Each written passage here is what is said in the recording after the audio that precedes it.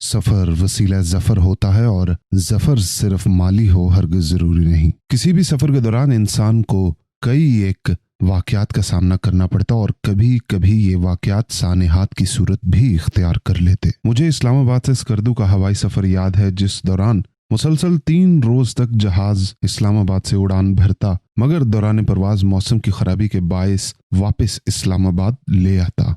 स्कर्दू का सफर बजरिया बस किसी भी तरह एक आजमाइश से कम नहीं होता था।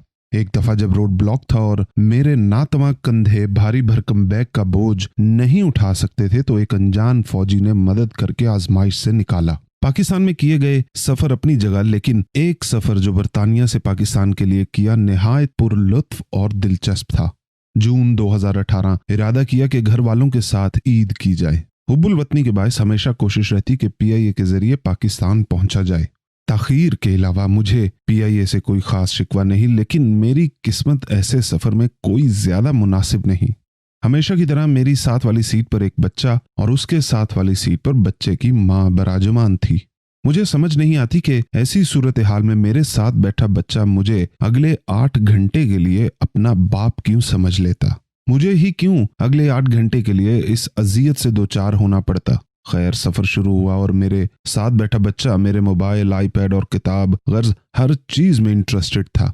वक्तन फवक्तन उसकी माँ कहती, अंकल को तंग मत करो, लेकिन मैं यकीन से कह सकता कि ये अल्फाज बिल्कुल भी दिल से अदा नहीं किए जाते थे। सफर शुरू हो चुका था तो गौर किया, जिस रो में माँ, बच्चा और मैं मौजूद थे उसी रो में एक संजीदा सा आदमी निहायत गर्म कोट ज़ेब तन किए बैठा था।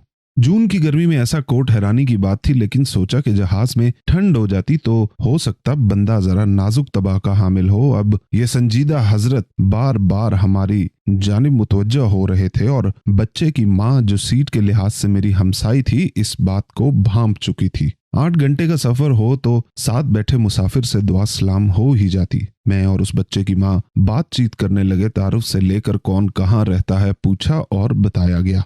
इस दौरान कोट पहने भाई साहब की बेचैनी में मजीद इजाफा होता चला गया। खैर, सफर लंबा था तो अब वो बच्चा मुझे वाकई अपना लगने लगा और उसकी वजह उसकी माँ हरगिज नहीं बल्कि उस बच्चे का खामोशी से थक हार के सो जाना था। कुछ घंटों बाद कराची पहुंचे तो ताखीर की वजह से लाहौर की फ्लाइट मिस हो गई, लेकिन मेरी हमसाई खातून ने मशवरा दिया कि क्रू मेंबर्स से कहें वो लैंडिंग से पहले आपको आगे बुला लें, शायद लाहौर की फ्लाइट मिस ना हो। ये मशवरा काम तो आया और मैं जहाज से जल्दी निकल तो आया, लेकिन फ्लाइट फिर भी मिस हो गई। कराची एयरपोर्ट पर मेरा सामना फिर कोट वाले भाई से हो गया और ये भी मालूम पड़ गया कि वो भी लाहौर जा रहे हैं। इसके बाद तारुफ हुआ। मोहतरम जुबान और लहजे के लिहाज से मेरी तरह जांगली थे। मजीद ये कि मोहतरम सिर्फ मोहतरम नहीं बल्कि डॉक्टर थे जो आला तालीम के लिए ऑक्सफोर्ड यूनिवर्सिटी में मौजूद थे। डॉक्टर साहब पाकिस्तान की एक नामवर यूनिवर्सिटी में प्रोफेसर हैं। मुझे कहते, तू मैनू सौन नहीं देता सारी रात। मैंने कहा, डॉक्टर साहब वो कैसे? तो वो फरमाते हैं कि सारी रात तेरे ते नजर सी मेरी कि तू कित्थों तक जांदा है। ये जुमला और मैं हंस हंस के बेहाल हो गया। इस जुमले में हरगिज बदनीयती नहीं थी बल्कि एक दोस्त का अपनापन था। मैंने डॉक्टर साहब को कायल कर लिया कि कोट ते ला दो और उन्होंने मेरी बात मान भी ली। डॉक्टर साहब ने मुझे बताया कि मेरे साथ बैठी खातून ने निहायत बुलंद आवाज में मुझे अल्लाह हाफिज कहा था और हाथ भी हिलाया था, जो मैं जल्दी में नहीं देख पाया था। और अब मुझे वाकई अफसोस हो रहा था कि राहो रस्म बन सकती थी और डॉक्टर साहब ने सबूतों से ये बात साबित करने की भरपूर कोशिश भी फरमाई। डॉक्टर साहब और मुझे PIA के होटल में मुंतकिल कर दिया गया, जहाँ 4 घंटे आराम कर सकते थे, लेकिन मैं और डॉक्टर साहब इतने अच्छे दोस्त बन चुके थे कि सफर की सारी थकान खत्म हो गई। वो किस्सा सुनाया एक दूसरे को जो बंदा अपनों से भी छुपा कर रखता है। आज इस बात और मुलाकात को अरसा हो चुका और डॉक्टर साहब आज भी याद आते रहते और उनकी वजह से मेरा ये सफर निहायत दिल फरेब, दिलचस्प और कदरे मायूस कुन था।